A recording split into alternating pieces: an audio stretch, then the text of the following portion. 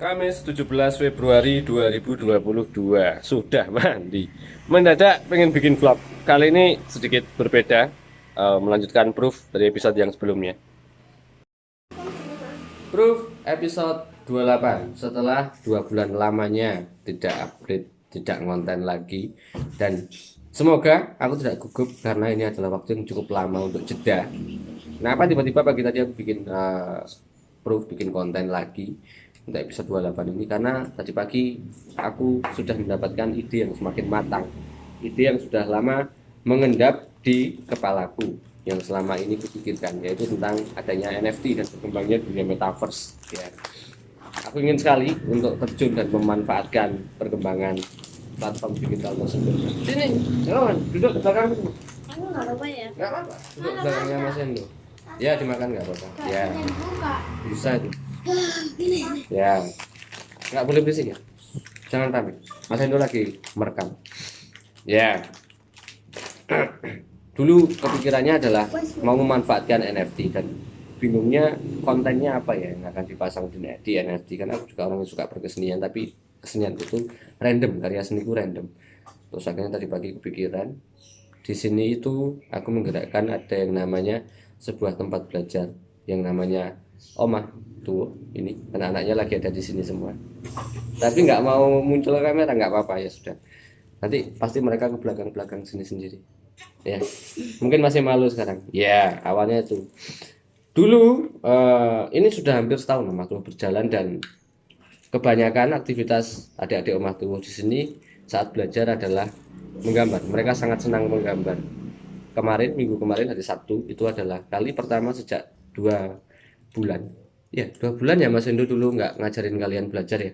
Iya. Ya toh?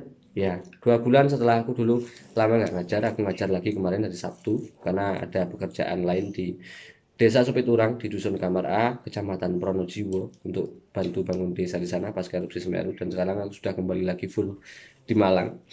Anak-anak gambar lagi kemarin. Pelajaran yang paling suka itu adalah menggambar untuk mereka. Dan selama ini gambar yang terlahir dari karyanya mereka itu selalu tersimpan begitu saja tanpa pernah terpikirkan akan diapakan ya, selain untuk arsip di kemudian hari, untuk memori mereka saat mereka sudah besar nanti, mereka punya kenangan tentang hasil karya mereka di masa lalunya, di masa kecilnya ya.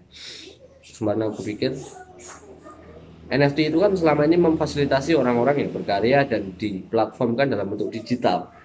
Nah, kenapa enggak gambarnya anak-anak, gambarnya adik-adik yang ada di Omah Tuwo, ketika mereka selesai belajar menggambar, didigitalkan juga, yang pada akhirnya nanti gambar itu akan dipasarkan di platform OpenSea. Nah, terus nanti hasil karyanya untuk dipasarkan di platform OpenSea, benefitnya apa? Tujuannya apa? Ya, banyak. Selain yang pertama adalah karena Omah Tuwo adalah salah satu sarana untuk adik-adik di sini belajar dengan apapun yang mereka sukai tanpa paksaan, merdeka untuk belajar. Mereka juga dilatih untuk pede, percaya diri dalam berkarya, apapun karya yang mereka hasilkan. Dan alangkah lebih baiknya jika karya yang mereka hasilkan itu juga dapat diapresiasi oleh orang lain, sehingga jadi motivasi yang berlebih untuk mereka untuk mau selalu berkarya gitu. Nah, ini akhirnya muncul ini. Halo, namamu siapa? Sasa. Sasa. Ya, ini namanya Sasa. Yang lain ini masih di samping-samping ini, masih malu-malu. Nah, ini namanya siapa ini? Fatan. Fatan. Yang dua di situ sama namanya siapa tuh? Juli ada Aisyah. Ini siapa namanya ini? Yuli sama Aisyah. Gak apa-apa. Mereka itu agak sedikit malu-malu, tapi aku berharap dengan adanya Omah Tuwo di sini, mereka jadi semakin terbiasa untuk percaya diri dengan dirinya sendiri dan tampil di depan orang lain. Nah, kembali lagi dengan adanya tadi rencanaku untuk untuk ini maklum tripodnya nggak proper ya, untuk memfasilitasi hasil karya mereka. Jadi aku akan bantu mereka, hasil karya mereka, gambar-gambar mereka untuk dipasarkan di platform OpenSea, yang nanti semuanya hasil karya dari semua dari penjualan hasil karyanya akan kembali untuk dinikmati oleh mereka lagi.